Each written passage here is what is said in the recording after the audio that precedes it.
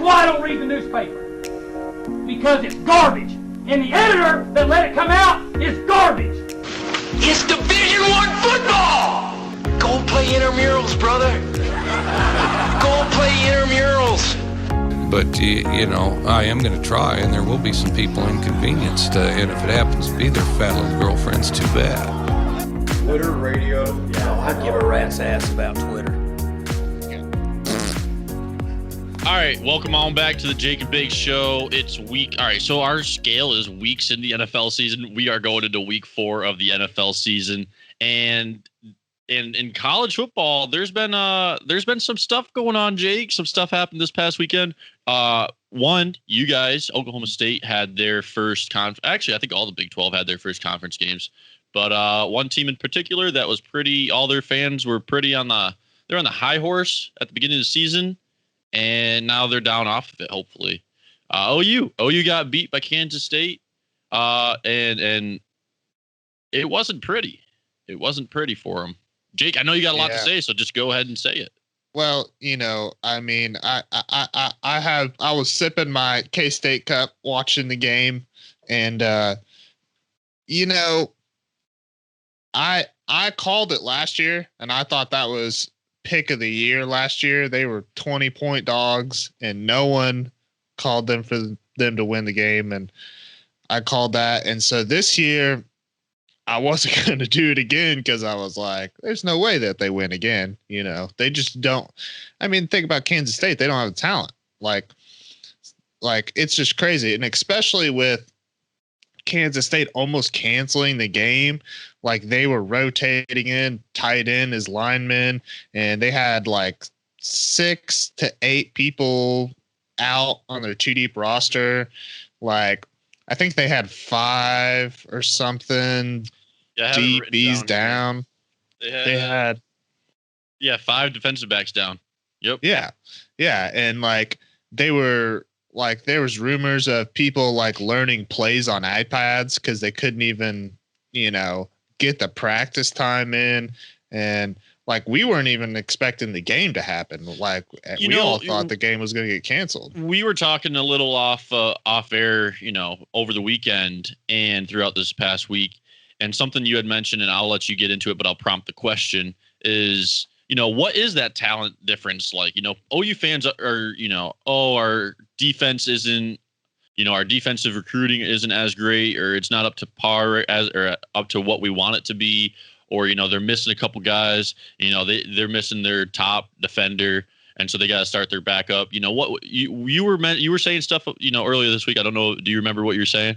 Yeah. So go into that. So Kansas State, I mean, who's their best corner? Like I think they have a 3-star. It might be their best corner that they have. Maybe. Like, I know they have a 2-star guy that starts, and it's like, you know how far you'd have to go down in the depth chart at OU to find a 2-star? Like, it's almost impossible. Like, OU doesn't take 2-stars. Like, the only way you're a 2-star athlete and you go to OU and play and actually get playing time is maybe if you're a walk-on.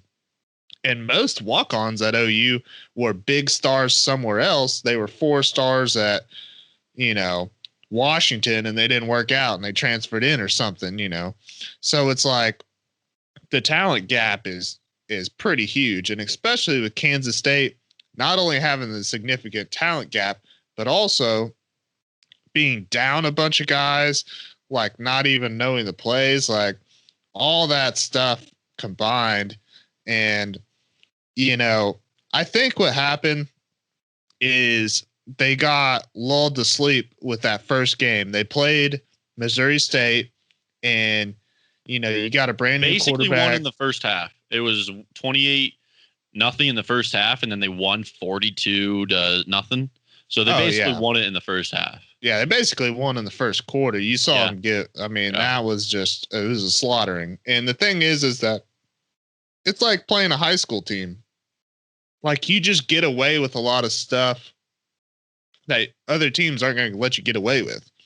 Like, when they played that game, like, they threw like 4 deep balls in a row, and all of them were completed for plus 40, 50, 60 yards, touchdowns. Like, the competition was just so poor, and it's hard to come off a game like that and you got so much confidence and you're just like, oh, this is going to be easy, and then you get hit in the mouth with adversity and then the wheels start falling off. Yeah, and obviously you have a little bit of bias in you because you are an Oklahoma State fan. But they're going into Ames this weekend. They're going up to Iowa State. Iowa State's not a terrible team. I mean, yeah, they struggled in game 1 of their season, but it wasn't like it. I mean, that's everyone did. Everyone that's not Texas, West Virginia, and OU struggled week 1. They were the only teams to blow their opponents out of the water, basically. And so Iowa State, they're kind of, it's into week 3, week 4, or game 3, game 4 of everyone's seasons, and Iowa State's kind of put it together, and it's in Ames. I know there's no fans, but it's still in Ames. It's a tough place to play, and I'll have to look up the spread here in a second. But what do you expect out of that game for them? It's 7, well, so yeah. Yes. So I mean, dude, here's the thing: is that if all this stuff wasn't going on and it was a normal season, favored by 7. Yep. Yeah.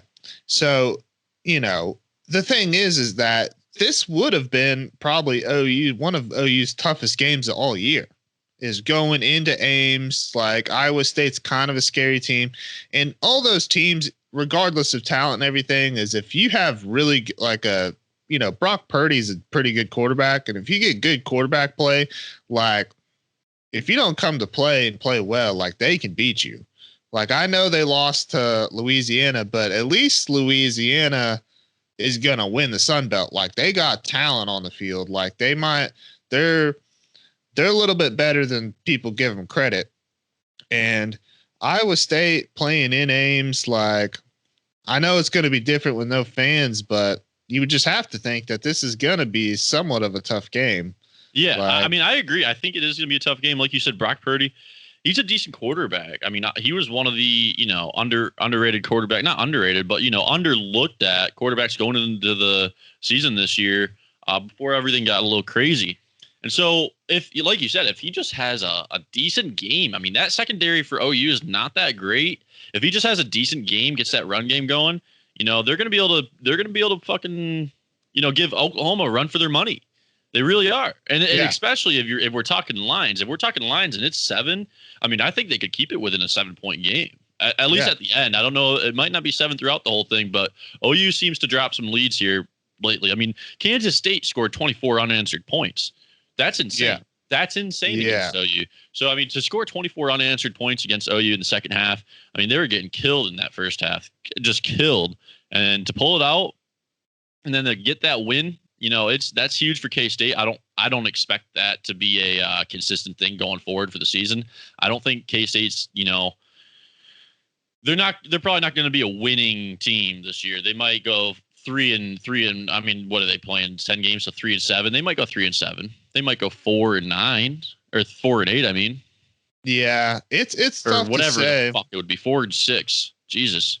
Yeah, well, especially with like, and I kind of said this, I think last time on the show, is that, it's hard to say of when those teams, because Kansas State lost to Arkansas State and then they kind of lost hope a little bit. And it's hard to keep those kids in practice and tell them, hey, don't go out, don't go party, don't go do this. And they're like, well, we just lost to Arkansas State. Like, I'm going to the bar. Like, I don't care. So I think the thing is like Kansas State, somehow, some way they pulled off amazing. Well, I mean, they were 20-point dogs. I think in a couple of years they could be like a Iowa State or like a Baylor. However, how Baylor or TCU, they every few years one of them's the top team in the Big 12 and they're contending for the Big 12. I think Kansas State could be that here in a couple of years. They do have that. I think it's like Kleinman or something. Yeah. The coach from North Dakota. I mean, he ran a tight ship up there, and I think, didn't he win like a handful of national titles or something? Yeah. In D2 or whatever, FCS. And so I think Kansas has a potential in the next couple of years to be one of those sneaky underdog teams that contends at every couple of years or so. In a few years, it's not right now. They got to get that recruiting class in, and a couple recruiting classes in. But I think that there is potential. But I mean, in terms of last week, go ahead. Yeah. So see, that's the thing is, it's like we haven't really seen what Kleinman has really brought in yet. You know, everybody still's kind of trickled down from the Bill Snyder era, and that's almost kind of, you know, OU fans don't really want to admit it, but that's almost kind of what Lincoln is starting to roll into. Is it's almost all Lincoln's guys. Like, there's still a few guys from that Bob era, but really, they're most Lincoln's dudes. And Kleinman, the thing is we just haven't seen if he's been able to recruit, because Kansas State's good and it's a great town. And I've been to Manhattan before, but it's tough to recruit to Manhattan, to Kansas State. Like, it's not easy because their best guys are getting pulled out of there. I mean, they're getting pulled to Nebraska, Wisconsin, Ohio State, you know. I mean, that's just and then of course the Big 12 teams too. But Kansas is a little up there where they're probably getting some out of that area, in terms of, you know, their top guys out of Kansas. They're just not staying in the state. Yeah, I mean, your biggest problem is that it's Texas, dude. Texas is your lifeline. If you can't recruit great in Texas, in our area, like, you're dead. There's just no way. And that's what's happened in Nebraska. Is Nebraska used to be always they always used to be able to poach out of Texas and say, hey, look, we're going to play all these Texas teams so your family can come and watch and come to the games. And now you go to the Big Ten, not recruiting kids out of Ohio or Pennsylvania or Michigan or all those dudes, because they've been established forever. And they're just not as big as Texas. So, yeah, you lose all those Texas kids because now mom and dad can't come to the games because all your games are in the Northeast. And it's like they lost Texas, basically. And you do that, you know, you're going to slowly die as a program, which they've done. But moving on, last week, you know, not only did K-State have a big game in playing OU, but, you know, you guys had a big game. We had my cousin Josh on, and he's a West Virginia fan. He goes there, which, by the way, thanks for coming on, Josh, and go be sure to give him a follow. I think it's at Josh_Stevens13. And also follow us at The Bake Is Here for myself and at Jake Cart, because I didn't do that at the beginning of the show and I totally forgot it. But you guys, I mean, you guys beat West Virginia. It wasn't a pretty game, but it was a win. You needed it. And you needed the time to see Illingworth in a live game, full game starting. So let's hear your thoughts on the game and whatnot. Obviously, you're the expert for him. So, So, I mean, I was really interested to see what was going to happen. Like, what were the, you know, little secrets behind practice? I kind of heard things here and there, but it's always kind of hard to come out and say stuff that it's like, oh, well, it's just a root, you know, I don't really know if it's true or not. So, I mean, the thing is that during the week, I heard Spencer Sanders came out of the boot on Tuesday. He looked all right.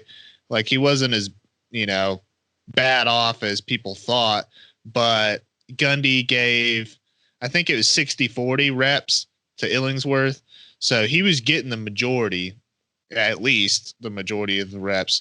So they kind of had the game plan right from the get-go of Illingworth is going to start. He's going to do all this stuff. And you are the team, the campaign leader for the Spencer Sanders benching and backup role campaign. Are you still on that role? Do you want him to come back? Or do you want him to stay benched, or what's the?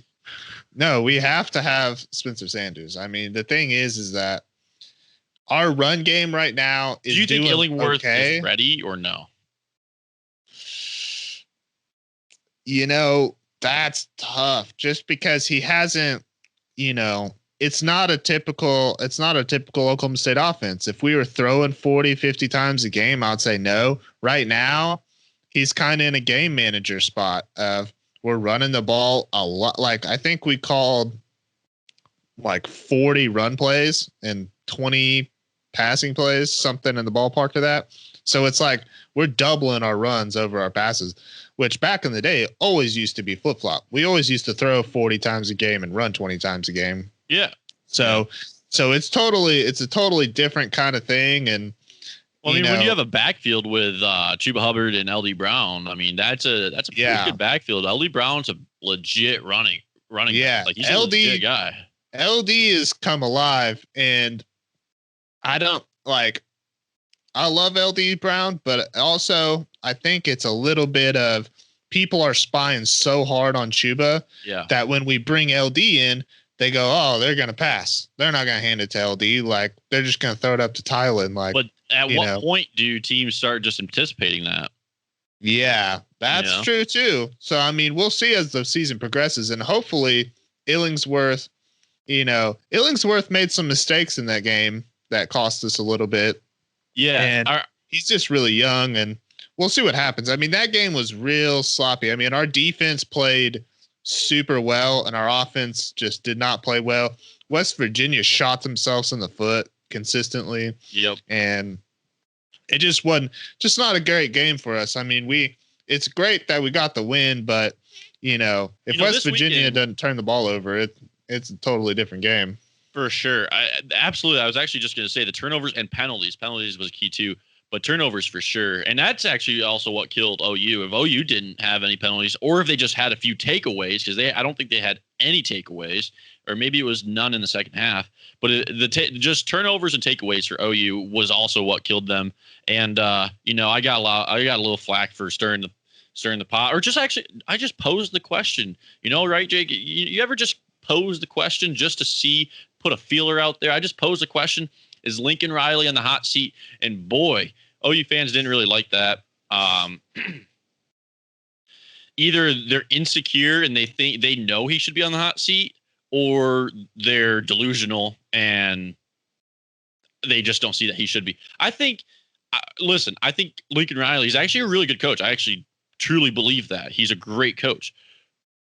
But if you're not going to hold your team accountable, if you're not going to hold Grinch is trash on defense. I mean, that defense hasn't been good for a while, right? I mean, they were one of the worst defenses in the nation last year, and they're still one of the worst defenses in the nation right now. And so, at what point do you hold him accountable? Because if you're not going to hold him accountable, then who's the person responsible, right? And that falls on him. Yeah. And so obviously he's not going to get fired. It's of course just a question. And relax, OU fans, but at least consider the idea that he isn't the greatest coach ever. I mean, the greatest coaches ever are like people like Nick Saban, Urban Meyer. They have great offenses and great defenses because they're just great coaches. I don't think you can be an absolutely great coach if you don't have both, Yeah, I mean, I kind of disagree with the last statement. Like you can still be a great coach and not have both. Like, because you do throw in a couple of those like Bill Snyder, Mike Leach, there's a lot of those coaches. All right. Yeah. I see your point there. That, they're but still also fireable, and also still Mike Leach has been fired before. He's also left places, obviously, which we're going to get into it. But, I think that's more of a personality thing than his coaching style. Okay. Well, his personality is great. So if you fire him for that, you're fucked. And I wouldn't want to coach there either.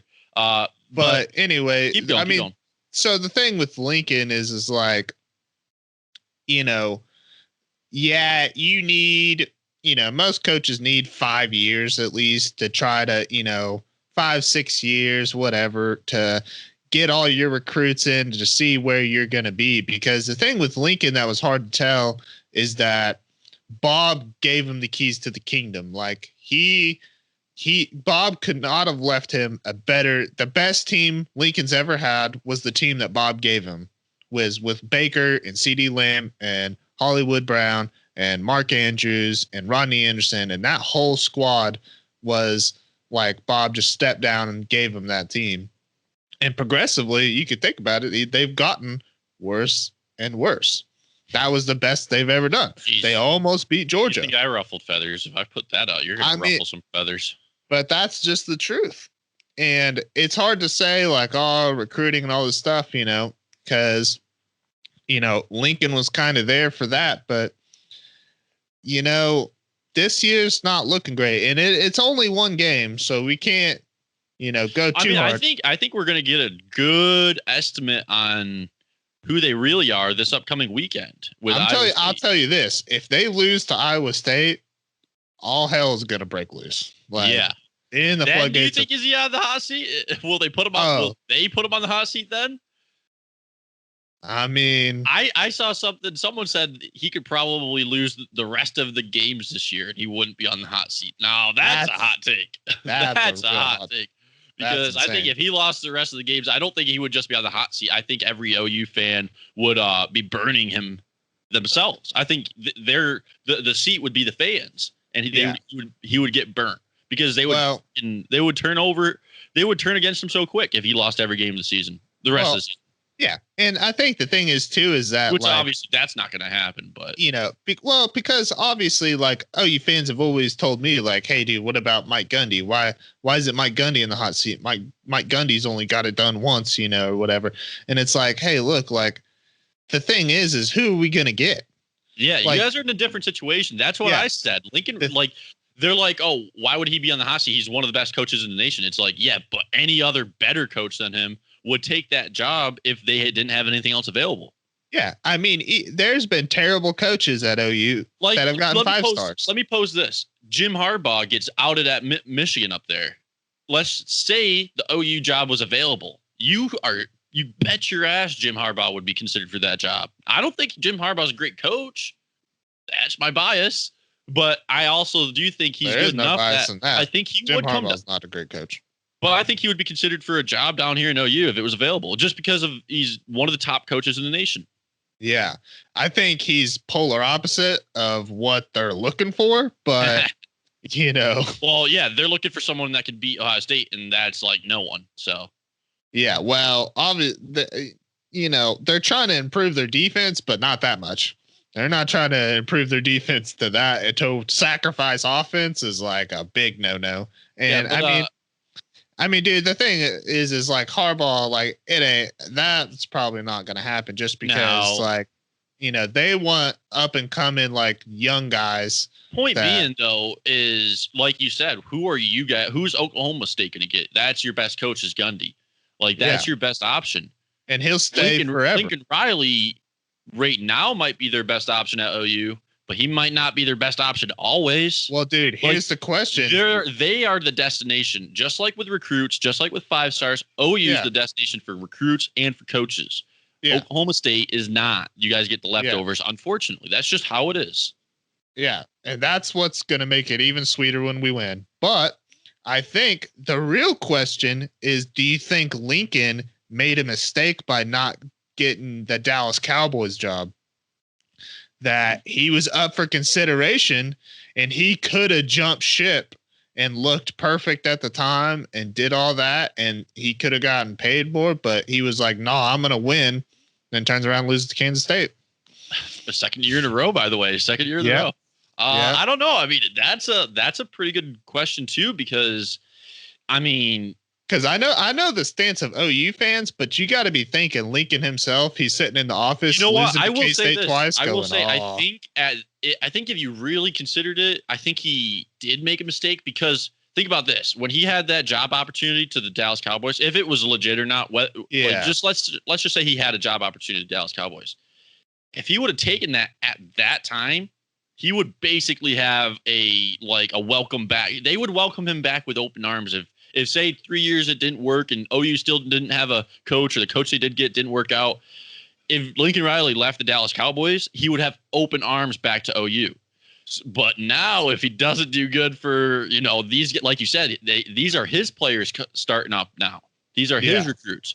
If he's not doing good, does he ever get that consideration up at the next level? I don't know. It's a good question. I think it's a valid Well, just question. because I think the thing is, dude, is that like, if you don't believe Lincoln Riley's going to win a natty, then he's never going to do better than he's done already. So he's never going to improve. So he can only get worse. Well, he can he could still not win a natty and improve. He could just win one game in the playoff because they don't really do that.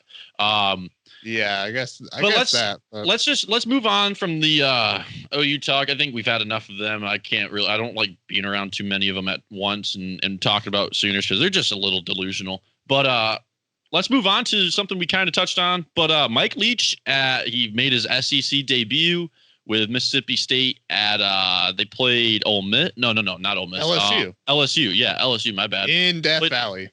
Well, it was more like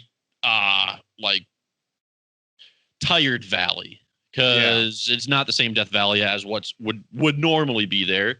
But yeah, so Mississippi State went into Death Valley, so to speak, and beat LSU, number 6 reigning national champions. Which, by the way, I don't think that's that surprising because they lost a lot of guys. They lost a lot of starters. They lost a lot of guys. They're not the same team they were when they won the Natty. That's just fact. It's just look at it. Look at the roster. Yeah. It's just not. But Mississippi State quarterback, I can't remember his name. What's his name? KJ Costello. There you go. He had a record. Was it SEC record for passing yards? Yeah. SEC record. It was 623 yards. And that wide receiver, Mitchell, had 183 yards and 2 touchdowns. I mean, that was impressive. I mean, we kind of knew that, though. Mike Leach going anywhere. What do you think is going to happen? But Mike Leach going to the SEC with actually a really decent quarterback. Really decent quarterback. He's actually pretty freaking good.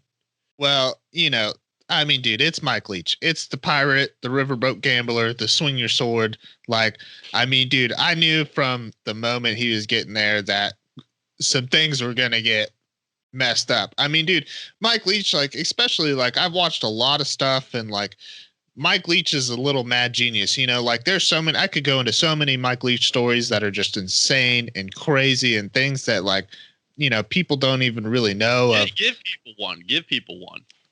So like they used to have this big conference for offensive coordinators, right? So they would bring people in and everybody would have these big binders and they would have these playbooks just stacked with plays that they would run and everything.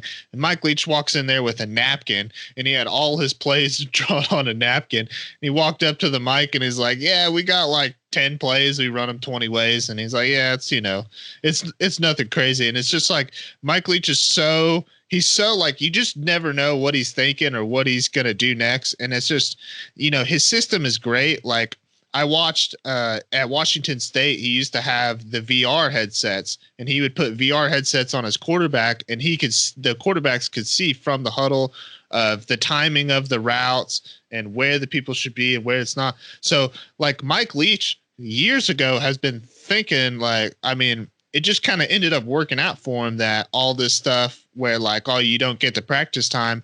Well, you could still build your quarterback up. And like a lot of those big things of thinking like, oh, like you can't teach instinct. Like you just got to have that in you. Mike Leach is kind of proving that wrong with that kind of system of showing like, hey, the quarterback, like, hey, this guy's supposed to be here at this time. Like you need to throw this route. This is what you're seeing. This is what you should be seeing, what you shouldn't.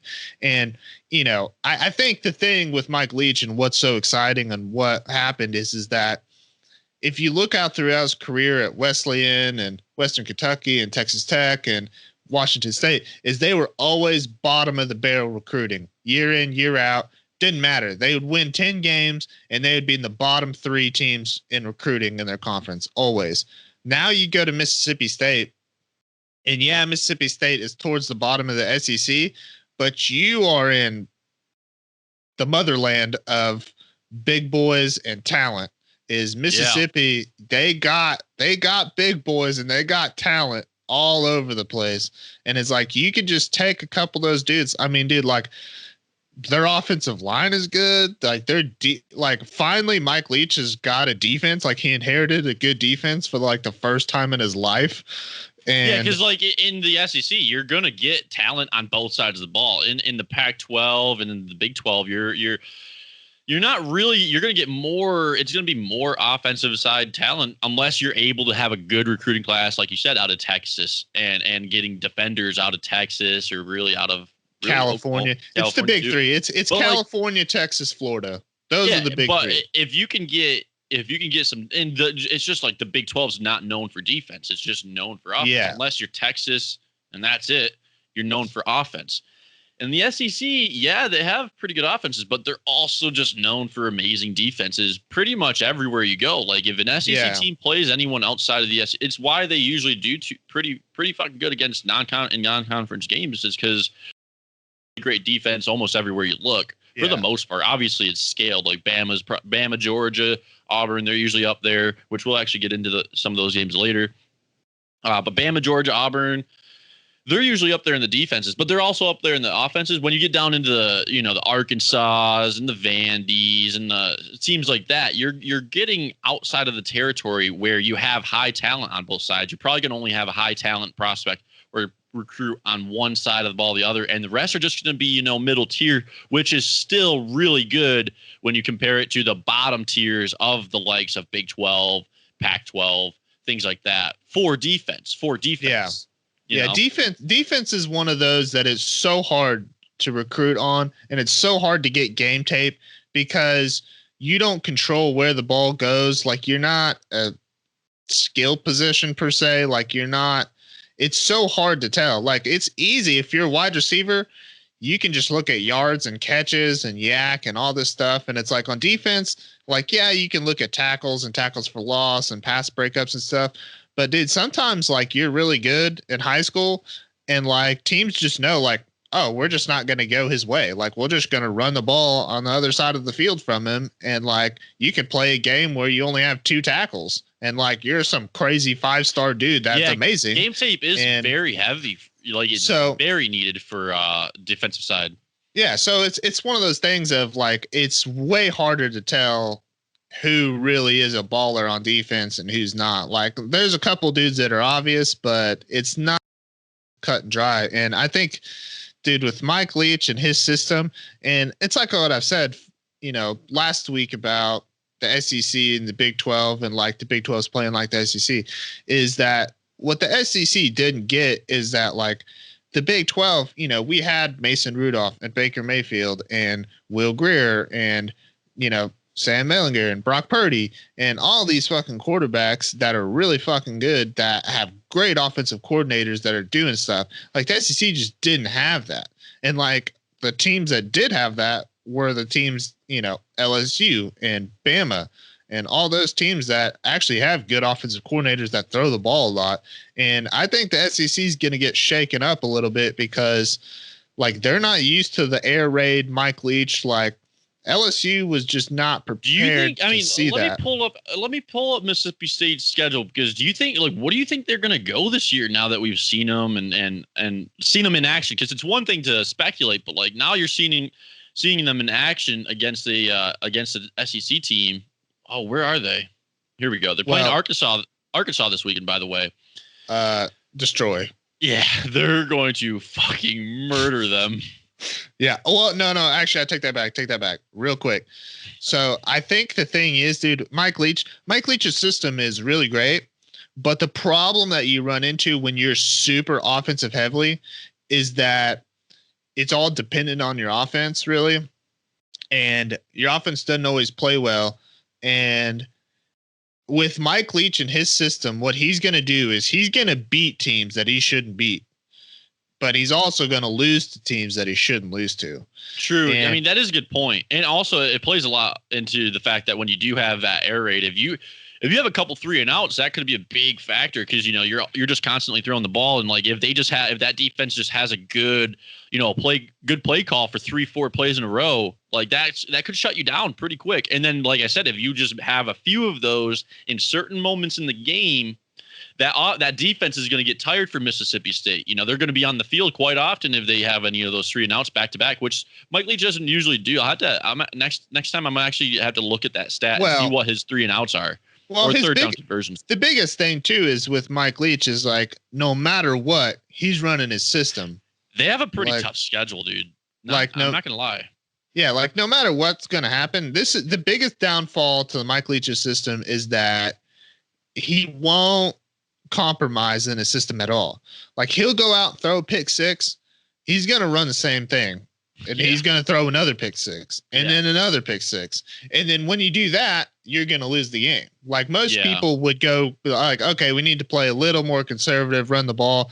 Like Mike Leach, that's what happened in 2008 against OU. They came out, their offense was not playing well. They threw a pick six, and Mike Leach is like, throw the ball downfield. They threw another pick, throw the ball downfield. They threw another pick, and it's just like, and that's why that game got so out of hand. And I mean, it's going to happen eventually is that someone is going to get lucky, start jumping the routes. The wide receiver is going to have an off day. KJ Costello is going to have an off day, and everything's going to fall apart. And Mike Leach is not going to compromise the system. He's going to throw the ball downfield and be reckless. And let me go through the schedule for them, and I want to see.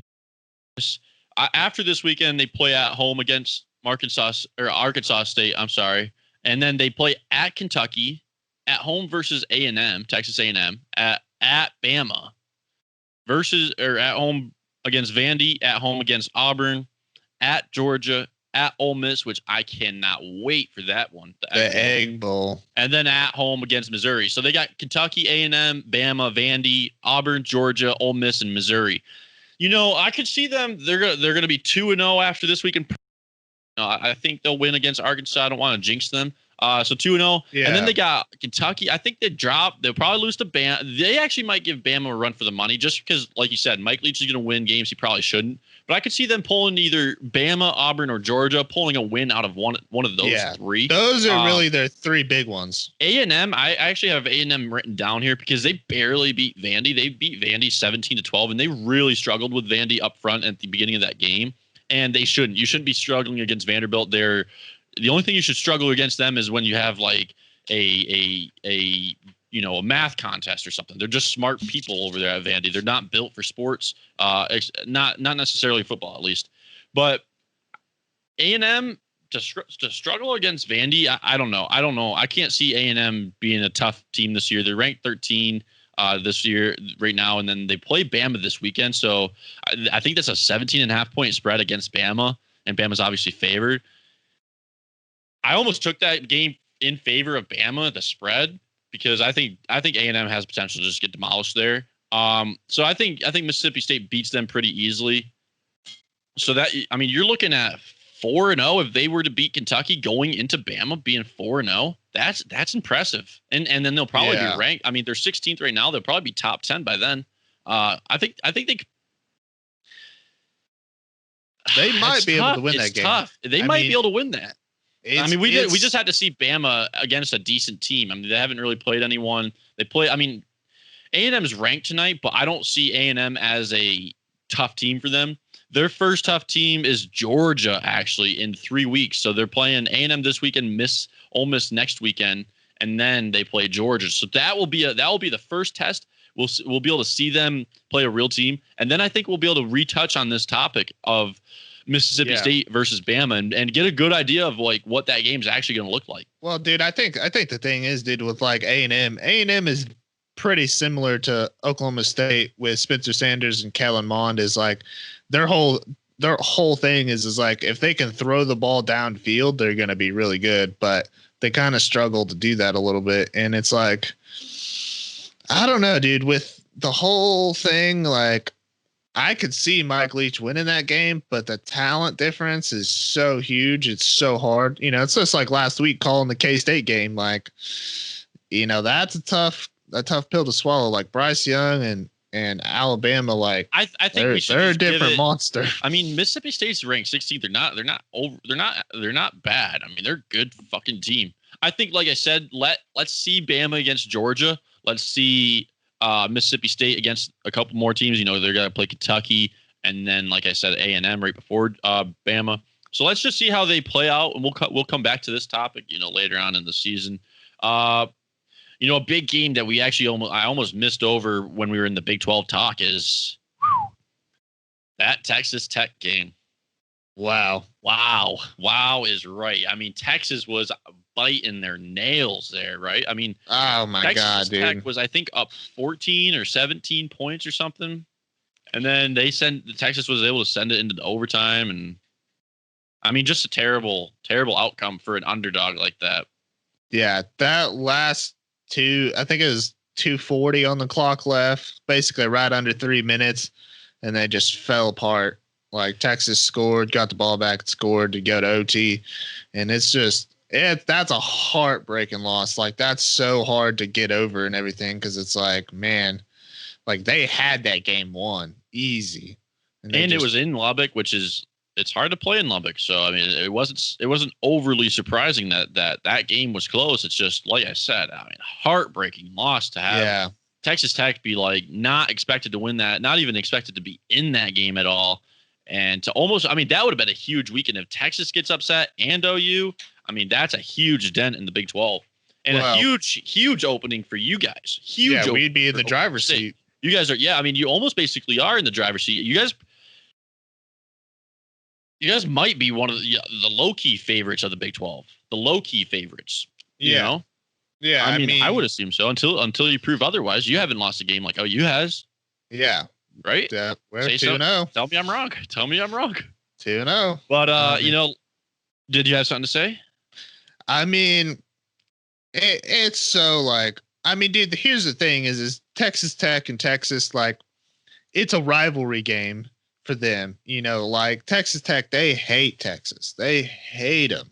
And it's just like, if you guys just would have freaking won that game, like that would have been massive. But, you know, Texas wins, and it's like, I mean, dude, the truth is everybody in the Big 12 basically hates Texas and almost considers them a rival. So it's, you know, it's crazy. So, I mean, there's 365 days in a year, 364 of them I root against Texas, and the only one that I give credence to is the Red River rivalry. Like, that's the only day that I'm like, okay, let's, you know, Texas needs to win this game. But we're gonna wrap up the college football talk. I got one more game I want to talk about, but we're gonna save that till we do our picks. It's gonna be the number 7 Auburn at number 4 Georgia game this weekend. We're gonna save that talk until we do our picks because that's gonna be one of our mutual picks of the week. We're gonna decide. I don't know who you're taking, but we're gonna take that game together. We don't have to pick the same. If we happen to pick the same, then whatever. But we're gonna. My point is that's the game day game of the week because it's the best game of the season so far, at least on paper going into it. So we're going to skip over that and be done with college football just because I want to move on and talk a little bit about the NFL. You know, something that we had talked about a couple times. I don't know if we talked about last game or last weekend, but last weekend of games, I should say. But I've mentioned it at least once. I know that. And it might have been at the beginning of the NFL season is that this is a year that it's make or break for Mitch Trubisky almost. And unfortunately, he threw a pick and Matt Nagy benched him. But that does mean it's time for Big Nick to step up to the plate. And he's probably, I have it written down here. He's probably one of the best backup quarterbacks ever. Right? He's the best quarterback ever. He's best backup quarterback ever. Best backup quarterback ever. He only really does good when he's coming into the game or into the season, really, for relief of the main starting quarterback. And so, it's real simple. Anytime he's been a backup and then gone somewhere else to start, he fails there or just doesn't produce. Yeah, I mean that's my pointer. Doesn't produce. I mean, dude. So here's a simple thing, right? You just go Trubisky. Go out there, and then he's right about to say hut, and then you go timeout, and then you go, all right, Nick Foles, go out there. The thing is he didn't start the season. Nick Foles is good even when he just finishes the season as a starter, but got that position or the opportunity because he was the backup. He doesn't really do great when he goes to places. When he went to St. Louis, when the Rams were in St. Louis still, he went there. He wasn't great. Then he went back to Philly. Then he won the Super Bowl MVP title with them. Then he went. Then now he's in. Then he went to the Jags. He left the Philly after the Super Bowl MVP. They ran him out of town. He went to the Jags, didn't do too great, and now he's with the Bears. But that's all I wanted to say on that. Really, I mean, he's the best backup quarterback, right? Ever. At least arguably. I mean, dude, the Bears have always been horrible at picking quarterbacks. Like, Nick Foles the whole time. Trubisky has, in my opinion, never been great. But the thing is thought that he's was got a bad winning pick. record. I can't remember exactly what his record is, but he's like 63 touchdowns to 30 interceptions. That's not that bad. I mean, he's got pretty fucking good numbers. I think it's just a situation that he's going to need a change of scenery. I don't think he and Matt Nagy mesh well. Matt Nagy wasn't the one that drafted him. Matt Nagy was hired right after the NFL draft that year that Mitch was drafted. I think it was in 2014 or something like that. I mean, dude, he's going to be he's going to be a journeyman. He's going to be one of those dudes of he's good, Sam but Bradford type thing.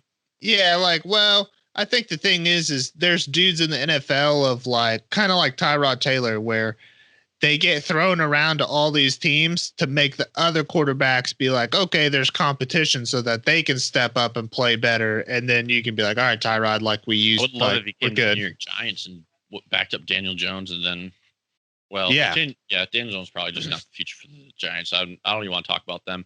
But moving on, let's kind of keep it around that Philly area.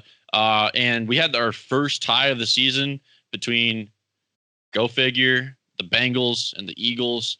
I mean, it's kind of embarrassing for Philly and not so. I mean, it's indifferent for the Cincinnati Bengals. It's just Bengals, it's improvement.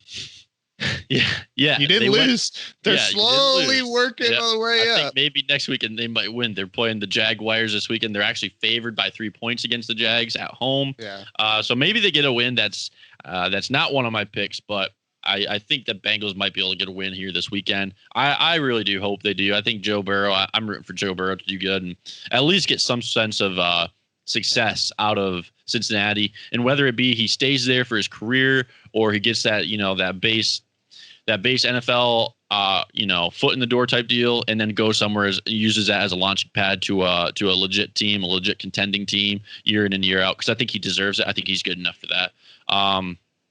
But let's move on from that and talk about Green Bay and New Orleans. I wanted to talk about it because we actually had a topic while we were watching this game with one of our buddies about, and we debated this: who's faster, Aaron Rodgers or Drew Brees? And I think we both said Aaron Rodgers. The person we were debating said Drew Brees. But let's hear it. Let's hear your take. I mean, there almost is no take. I mean, that's just a silly thing. That's like, I mean, honestly, like, I'm not going to say it's the most absurd thing ever, but like. Well, this person also thinks that Cam Newton's going to win the MVP and Super Bowl in New England, which the Super Bowl is plausible because it's the Patriots, but it's highly unlikely because they're just not as well-rounded as they have been in the past. And there's just also more talent in the AFC this year, I think. Between which we'll get into here in a second, the Kansas City Chiefs, Baltimore Ravens, Buffalo Bills, teams like that. Buffalo Bills are a legit team this year. They're a legit contender. Pittsburgh Steelers, they're doing great this year too. I mean, they're 3-0, I think. 3-0. Yeah, 3-0. I mean, they're just doing great. And they beat the Houston Texans last week, who I just got done saying had a rough first 2 game start to the season playing KC and Baltimore back-to-back weeks, let alone back-to-back weeks with 3 of the top teams in the fucking league being Baltimore, KC, and Pittsburgh Steelers. I mean, that's just a tough start to your year. Who do they play this weekend against the Vikings? So obviously, I really hope they get a win out of that. They should be able to actually get a few. They should be able to climb back into the race in their division. I don't think let's see what the standings are in their division. Actually, now that I think about it, but KC and Baltimore is not good against good teams. I think they're like 16-0 when up by 10, and then like 0-5 when they're down by 10. Yeah, and I mean, I don't think they've ever beaten KC. Yeah, I mean, dude, the thing is like KC is just another animal, and it's like Baltimore, they can run the ball like nobody's business, but like you're going to have to throw the ball downfield to win against Kansas City. Like you're going to have to keep up the pace and score a lot. And like Baltimore is a great team, but like, people, they're giving Lamar a lot of credit. That's, he's improved throwing the ball, but he's still not anywhere near where he needs to be for them to be insane.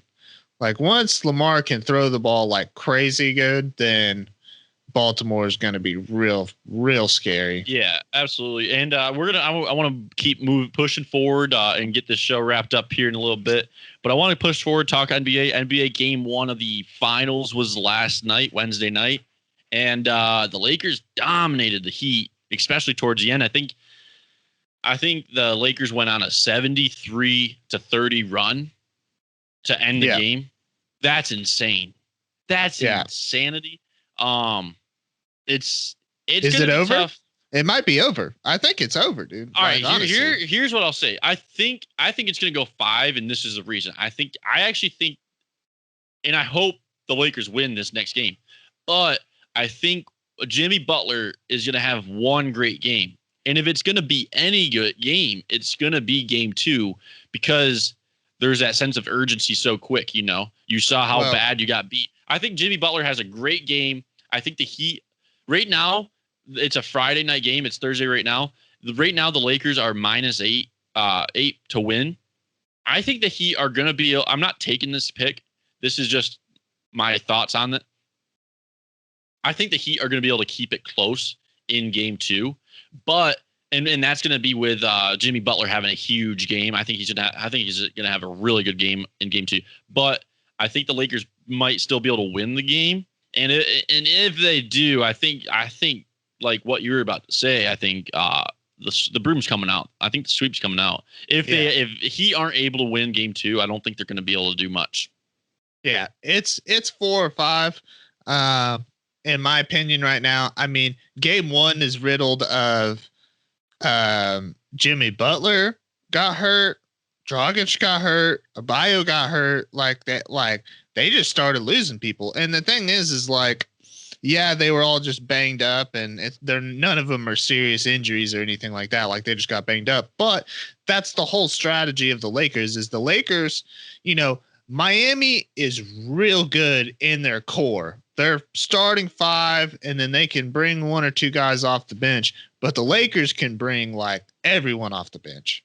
Like the Lakers can just sit there and do a merry-go-round of you go in, just come out, and they're just gonna wear them down. And it's just, I mean, yeah, Lakers played good, but like, dude, it's looking over. Like they don't. I mean, their tallest guy is Abayo, who's 6'9". LeBron's 6'9". Like they don't. Yeah. They're gonna get destroyed in the paint.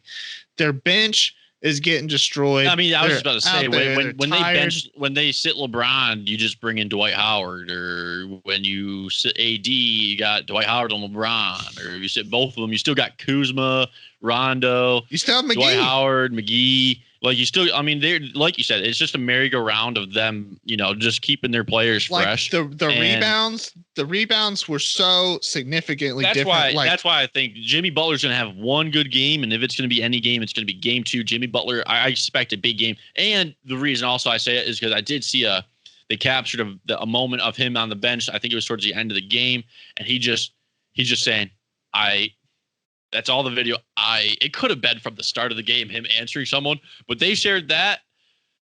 I don't know. If that was at the end of the game, he's not happy. And I know Jimmy Butler's got something to prove. Like I said, I think on the last episode, or maybe on my other sports show, The Sports Show, which you could catch on New Central Radio, 99.3 FM in the Edmond area on Tuesdays and Thursdays, 6 to 7, or on ucentralradio.com and podcast. But I said, I think on there, that I think Jimmy Butler might be the most deserving player, the player where, and I'm going to mention it for hockey too, like King-Henrik Lundqvist, players like that, like you kind of like, you can't, it's hard to root against them to win. Yeah. But it's just probably not going to happen this year. But like I said, I expect one big game out of him. He's mad. He feels like he's got something to prove. He doesn't want to get shown up, you don't want to get swept in the finals. Yeah, see, here's the thing is like I'm the same way. I love Jimmy Butler, like I love his story, I love what happened, but they're done. I mean, they're just done. There's just no way. There's almost no physical way that they're going to be able to do it. All right. Like literally, I mean, I don't know how to break it. Like, I'm sorry, but the thing is, dude, is like, because here's the thing is they're going to crumble. If Jimmy Butler and them can't get it done, they're going to lean on their really young players, and young players that don't have a lot of experience don't do well in final games. Like they just don't. And so it's like, that's actually one of my picks. I'm taking the Lakers -8. All right. Well, you know what? Let's get right into the picks. And actually, real quick before that, I just want to give a little thought bubble here. The New York Rangers, they bought out Henrik Lundqvist's contract. He's a goalie for the New York Rangers. Has been for like 15 years. One of the greatest goalies to do it. I'm going to put out my guess and my feeler and my hopes for him. I hope he does go on to win a cup. I don't think next year is going to be the Rangers' year. I hope he does go somewhere he can win a cup, and I think that place is hopefully Colorado. I hope he goes to Colorado and wins one there. Right now, there's rumors that he's going to go to Pittsburgh, which I would probably, I don't want to say it. I would probably be really upset, or the LA Kings. But I hope he goes to the Avs. Avs are basically my second favorite team. So if there's anywhere he could go, I would love for it to be the Avs, and I'd probably go up there and watch him play a couple times a year. So King Henrik, thanks for all your time with the Rangers. It was great. It was a great time. I wish we would have got you one, but we just couldn't get it done because, they suck. They sucked for a little bit. So let's get into picks. You said you're taking the Lakers 8.5 tomorrow night, game 2, right? Yeah. Or no, 8. Lakers Just 8 -8. Yeah. All right. Well, I'm not taking that game. I'm just not taking NBA. Yeah, NBA is hard, but fuck. It's hard to take I think NBA. the Heat are going to keep it close. But you know what? I did it the other day. I almost called for I was going to go with the Heat, and when I on my other show, I said I was taking the Heat. And about 2 seconds later, I said, you know what? All right, I'll take the Lakers. So you know what? I'll go with you. I'll ride with you on the Lakers -8. I mean, they're my team anyway, so why not? But let's get into it. I'm going to take. I think this might be the first time on this show. If not, doesn't fucking matter. But I'm going to take a pick, and I'm not choosing either team to win. I'm just going to take the over 45.5 in the Baltimore-Washington game. I think Baltimore almost brings that over by themselves. I think they're going to wash Washington. I'm taking the over 45.5 in the Baltimore-Washington game. That's in Washington, too, by the way.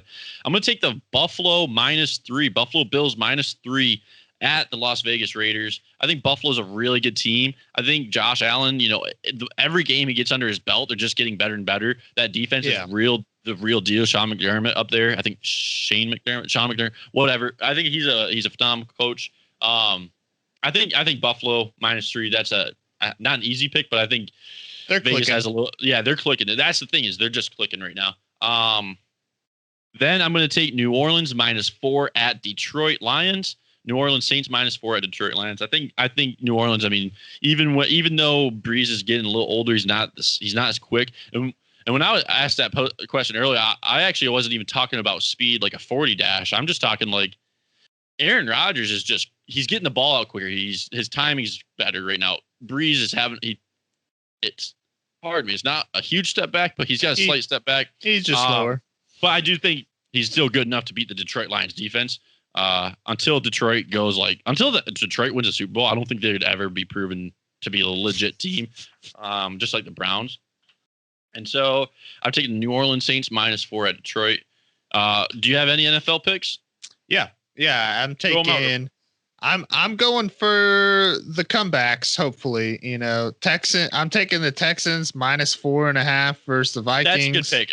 I was going to take that too, but that's a good pick. And the biggest comeback is Falcons. I'm taking Falcons +7.5. Oh my God. Yeah. Against the Packers? Yeah. This is super, super against the grain, but I'm thinking, dude, Falcons, like you lost back-to-back bad games. Yeah. And like, if it's any time to win, now is the time. Like, you got to turn it on now, or things are really going to start getting shaken up. So I'm thinking, like, they're going against the Packers, dude. That's a hard pick to take, but I actually kind of get where you're coming from. It's do or die for them. It's like do or die. They need it to happen, and so if it's going to happen at all, it's going to be like a freak game that people are like the Packers fans will be like, "How did we lose to them?" Blah blah blah. But I could see it happen. That's a pretty good pick. Yeah. Any more? I'm taking some wild ones. So that's it with NFL, and I have 2 college games. Yeah, and you start off our college game. You start So- off our college. Okay, so this is another kind of wild one, but I'm taking Tulsa plus 21.5 against Central Florida, Okay. which it's not a great pick, but The numbers, know. I mean, that's 3 possessions. That's 3 possessions. Tulsa, all they have to do. Scores. Well, see, here's the problem. Tulsa is the most penalized team in college football. If you just don't get penalties, you'll cover that spread for the most part. I mean, dude, it's almost guaranteed. So it's just like, just don't be dumb. Don't throw away the game. 21 points. Like, I know UCF's a better team, but it's like, Tulsa's bad pick. Tulsa's not that bad of a team. And it's I didn't just think like, that was on my radar. well, dude, it's just like, I was just sitting there thinking, like, dude, Tulsa, like, they're the most penalized team in college football. Like, if you just don't get penalties, which is hard for the most penalized team in the college football, but like, if you just don't do that, you're going to be in the game. Yeah, true. No, So- that's true. You got another one? You said you got 2? Well, the last one is game day. And so, Okay, so that's one of them. yeah. Okay. So that's, Well, I'll hand out my picks real quick, and then we'll talk about the game day game. I'm going to take Texas Tech plus 2.5 at K-State. I think K-State's coming off a high. I think they're going to be try to do too much. And so, and Texas, they're eager. They almost had that win. Now they're playing a team that they, realistically kind of probably beat. And so I think Texas Tech's going to come out firing. I think Texas Tech takes, 2.5, that's too easy. All you got to do is win by a field. I mean, it's basically who wins Just the win. game for the most Yeah. part, unless the numbers are a little weird. But like Texas Tech 2.5, that's, I almost want to call it my lock of the week, but it's just a good pick, I think. And then my other one, questionable. It's another close game. I'm not taking too many big spreads in college football this week. I'm going to take West Virginia. I'm sticking in the Big 12. I'm taking West Virginia plus 3 against Baylor. I don't know why. There's no rhyme or reason. I'm just doing it. I'm just taking West Virginia. I'm going to ride with West Virginia this weekend. You might think that's a wild pick and they might get blown out of the water, but I don't know. I think West Virginia, almost in the same deal that Texas Tech, West Virginia felt like maybe they kind of should have played better against Oklahoma State. They didn't, and I think maybe this weekend they are going to. And also Baylor's giving up more rushing yards than West Virginia. And West Virginia, they've actually just given up more offensive yards. Their defense isn't as good as West Virginia, is what I'm saying, by numbers this time of the year. And so, I don't know, I'm just going to ride with West Virginia, take them at plus 3. What are your thoughts on that? Because you don't look interested in that pick at all. Well, in the sense that you wouldn't even touch it. yeah, not with the 10-foot pole. I mean, dude, the thing is like Baylor's offense is looking hot. I mean, West Virginia looked good last week. I mean, they just made a lot of mistakes. Like their offense realistically ran all over us. I mean, they had the missed field goal and, they had a lot of stuff that they just kind of threw away. But like Baylor's one of those teams that's like, it's real tough to pick those games because Baylor, they could be all over the place. Baylor could be a high, potent, crazy offense, or like last year where their defense was just insane. And it's just like, I don't think they are insane this year, so I'm going to stick with the West. You're not going to talk me out of it. No sense in even trying. West Virginia plus 3, I'm sticking with it. I'm not even worried. Game. I'm not Tough even worried. I'm not even going to sweat it. I won't even probably think about that game because it's going to be such a easy we'll easy see pick. what happens. We'll It's see going what to be happens. such an easy pick. Now let's just move on to that game day game of the week. It's our game day. I don't know if it actually is, but it's our game day game of the week. It's number 7 Auburn at Georgia, number 4 Georgia. Auburn's 6.5 plus 6.5, and Georgia's obviously favored by 6.5. What do you think, Jake? What do you think? Georgia, Auburn. I'll tell you what. Such a tough game. It is It's a tough game. so because tough. I hate picking a game that involves Auburn. I hate it with everything I got. I think they're they're one of the only college teams that covered for me last week, or maybe even all of the season. But I hate taking games with Auburn in it because you never know with Bo Nix. He's either going to have a really good game and their defense is going to perform, or their defense is going to perform and Bo Nix is going to shit the bed. And so what are you going to get when they play Georgia, especially with all this shit going on? It's a weird world. So I don't know. It's going to be it's a tough game for me to pick. I'm going to let you pick first. I already know what I want to pick, but go ahead. Auburn screwed me last year. To start out the season, it was Auburn, Oregon. Oregon easily should have won that game, and Auburn made just a Hail Mary freaking comeback, and it was just insane. And so, God, I don't know. Georgia, and that's the thing, is it's so tough. I think Georgia's the better team, but Auburn is nasty, and they got some ballers on their team. Man, that's so tough. Like it is a tough game. I'm taking Auburn plus 6.5. I mean, I don't like it, but I gotta pick one of them. So I know I was doing the same thing. I basically flipped the coin. Not really, but like, if I had to guess, I think I'm negative on my picks on Auburn, and so I'm just gonna go against them. And I guess I'm gonna go against you. And I'm going to take Georgia's minus 6.5. I guess we're gonna come up with a friendly wager on this game. A friendly wager. We'll do something. We'll let everyone know what it is next week, I guess, when it comes, or maybe I'll put it out on Twitter or something. Which, by the way, follow us at the biggest here at Jake Cart. But yeah, I'm going to go with Georgia minus 6.5. I think whichever team wins is probably going to have. I think whichever team wins is going to win by 10 points. Okay. I think if Georgia ends up losing, it's going to be by about 10. And if Georgia ends up winning, it's going to be by about 10. And I just don't want to, I don't know. I just don't want to I can't root for Auburn. I can't do it. They've screwed me too many times. So I'm just going to go with Georgia minus 6.5. You're going with Auburn plus 6.5. I'm going to give my rundown real quick of my picks, and then you do yours real quick. I got the over 45.5 in the Baltimore Ravens Washington football team game. I got the Buffalo Bills minus 3 at Las Vegas Raiders. I got New Orleans Saints minus 4 at Detroit. I got Texas Tech plus 2.5 at K-State, and I got West Virginia at home against Baylor plus 3. That's West Virginia West Virginia plus 3 against Baylor at home. And then I'm taking Georgia minus 6.5. Jake, give your rundown real quick. All right, I got the Texans and the Vikings. I got the Texans minus 4.5. I got the Falcons plus 7.5 versus the Packers. Wild pick. Tulsa plus 21.5 against Central Florida. I got the Lakers minus 8. And for game day, I got Auburn plus 6.5 versus Georgia. I forgot I rode with you Lakers minus 8. I'm actually going to write that down right now so I don't forget. Game 2. That's game 2, by the way, for anyone listening. But yeah, and if you are listening, be sure to fucking like and subscribe and the whole 9 yards for wherever you get our podcast, whether it's on YouTube or Spotify or whatever. Just please like and subscribe and follow it. It does help our channel. It does help our show, and it will help grow it as we keep going and push it forward in these each episode. And hopefully, at some point we're going to go to 2 episodes a week, and maybe we'll do live. Albeit the support is helpful and it's appreciated. Be sure to follow us on Instagram, myself at least on Instagram and Twitter at The Bake Is Here. Jake is at Jake Cart on Twitter, and on Twitter at Jake and Bake Show for the show channel or the show account. It does help.